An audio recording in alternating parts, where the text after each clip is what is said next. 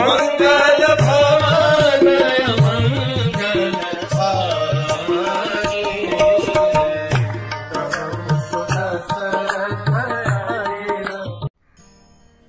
हरे कृष्ण। सुमंत्र आए और अयोध्या को न भूतो न भविष्यति रूप में देखा। पूरी अयोध्या स्मशान प्राय हो गई थी। And Sumantra didn't want to face any अयोध्यावासी एट दिस मोमेंट। वो सीधे आगे देखते हुए लोगों को जो चाहिए सोचने दो, ऐसा सोचते हुए सीधा महल की ओर आए। Vashishtha was waiting. Vashishtha also had a small hope. हो सकता है वशिष्ठ तो त्रिकालदर्शी हैं, लेकिन हो सकता है जो मैंने देखा है वो गलत ही हो जाए। He was hoping and praying कि जो वो देख रहे हैं वो गलत हो। लेकिन जैसे ही उन्होंने रथ को एम्प्टी देखा, खाली देखा, वो समझ गए।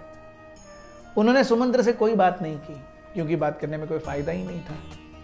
वो तुरंत सुमंत्र को देखे बिना वहां से निकल लिए।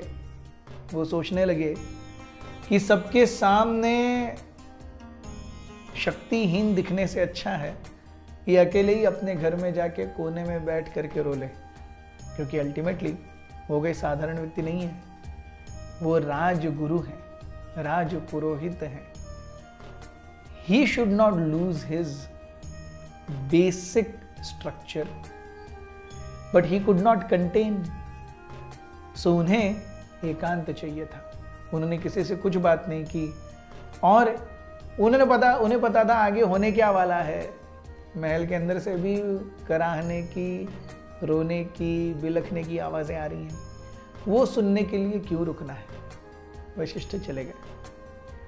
As Sumantra entered the palace, everyone came running. सारी रानियां, महाराज दशरथ सब आए, कई नहीं आई। सारे आकर के जैसे एक चातक पक्षी ऊपर से कब एक बार बारिश होगी और बारिश की बूंदें मेरे मुंह में पड़ेंगी, इसके लिए वो ऊपर देखते रहता है, वैसे एवरीवन हैड बीन सीइंग दूर क्षितिज में अयोध्या का रथ कब दिखता है। और जब अयोध्या का रथ दिखने लगा था, एवरीवन हैड होप्स। कम से कम उन्हें सुमंत्र से बात तो करनी थी। सुमंत्र आए और एवरीवन सराउंडेड सुमंत्र। सुमंत्र बताओ क्या हुआ। सुमंत्र कहने लगे, राम, लक्ष्मण और सीता अब वन में बहुत दूर चले गए हैं। मैं उनके साथ में श्रृंगवेरपुर तक था। उन्होंने पूरा गुह का वृत्तांत बताया। उसके बाद उन्होंने गंगा पार की, केवट ने उन्हें गंगा पार कराई। केवट का प्रसंग सुमंत्र ने बताया। वो बताने लगे कि जैसे जैसे दिन जा रहे हैं, राम अपनी प्रतिज्ञा पर अटल होते जा रहे हैं। लक्ष्मण उनके साथ हैं, सीता भी रास्ते पर चल रही है।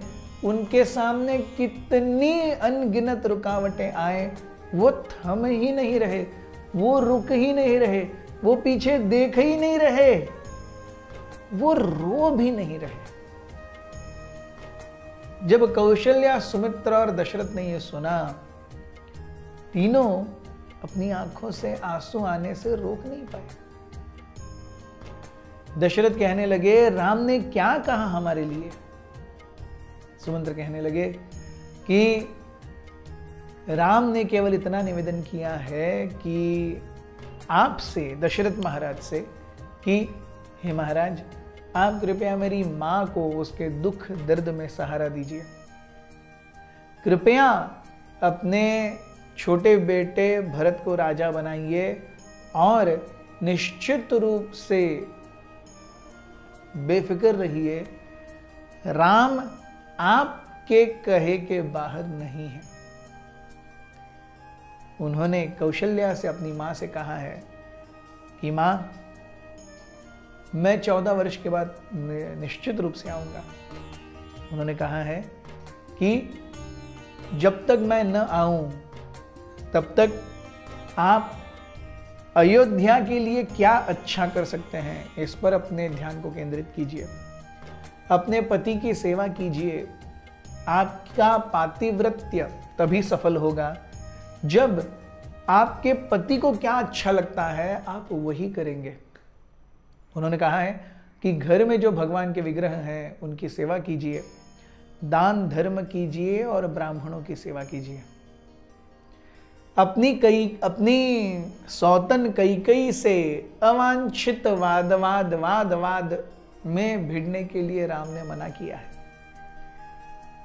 भरत के प्रति प्रभु राम ने कहा है कि उनसे एक्सपेक्टेशंस हैं कि वो कौशल्या को अपनी माँ कैकेयी के समान ही ट्रीट करेंगे और अपने राजा के निहित कर्तव्यों का अपनी जान देकर भी पालन करेंगे। सीता कैसी है? कौशल्या ने पूछा। सुमंत्र कहने लगे, मैं क्या बताऊं उस साध्वी के बारे में, जो यहां पर जितना भोग लिया था वो सब उससे छीन लिया गया है। कौशल्या कहने लगी, हां, यहां पर मैं उसके ऊपर सूरज की किरण पड़ने नहीं देती थी, मैं उसे जमीन पर चलने नहीं देती थी, मैं छोटे से छोटा काम जैसे अरे समय क्या दिए की लौ ठीक करनी है उतना भी काम मैं नहीं देती थी उसे। अब वो जमीन पर चल रही है, उसके पैर इतने नरम कोमल, उनकी क्या हालत हुई होगी। कौशल्या कहने लगी तुरंत, she was like in a frenzy, मुझे अभी तुरंत लेके चलो, मुझे राम लक्ष्मण और सीता के पास जाना है, मैं यहां रह के क्या करूंगी, मुझे किसी से कुछ लेना देना नहीं है, मुझे अपने बेटे के पास जाना है। जिस बेटे को बड़ा करने के लिए, उसके राज्यत्व के लिए इतने 25 साल तक राह देखी, ऐसे एक क्षण में जैसे समय का झोंका आया और सब लेकर के चला गया, मैं ऐसा नहीं कर सकती। I want to go to meet Ram. Kaushalya कहने लगी, मेरे जीवन में देखिए मेरे जैसी अभागी स्त्री और कोई नहीं होगी। एक तरफ खाई है, एक तरफ कुआं है, एक तरफ बेटा है जो कहता है अरे पिताजी के साथ रहो, और एक तरफ उसके पिता हैं जिन्हें अपना बेटा नहीं चाहिए, उन्होंने उस बेटे को वन भेज दिया है, तो मैं क्या करूं। वे कहने लगी, हे मां दुर्गे, किसी स्त्री के जीवन में ऐसा कष्ट मत देना जिससे उसे अपने पति और बच्चे के बीच में एक को चुनना पड़े, क्योंकि एक स्त्री एक नदी के जैसे है। कोई भी नदी केवल एक ही तीर से नहीं जी सकती, उसके दो किनारे होने चाहिए। स्त्री रूपी नदी के दो किनारे हैं, एक पति और एक बेटा, और मैं इस मझधार में फंस गई हूं। ये सब सुन करके दशरथ महाराज कहने लगे, सुमंत्र, मैं ये नहीं सहन कर सकता। दशरथ महाराज collapsed. The only reason I am still living, Sumantra, is I have no love for Ram. Ram को इतना दुख दे करके, दर्द दे करके मैं कैसे जी सकता हूं। सुमंत्र, मुझे नहीं जीना है। दशरथ महाराज started crying, sobbing pitiably. Sumantra को हाथ देकर वो खड़ा होने का प्रयास कर रहे थे, लेकिन खड़े नहीं हो पा रहे थे। जैसे एक बातुल मूर्ख व्यक्ति बड़बड़ाता है वैसे बड़बड़ाने लगे।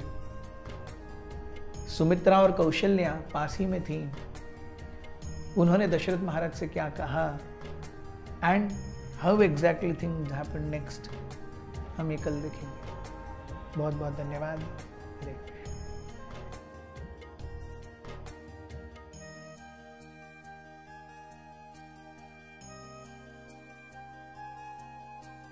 हमारे साथ श्री रघुनाथ तो किस बात की चिंता, हमारे साथ श्री रघुनाथ तो किस बात की चिंता। शरण में रख दिया जब माथ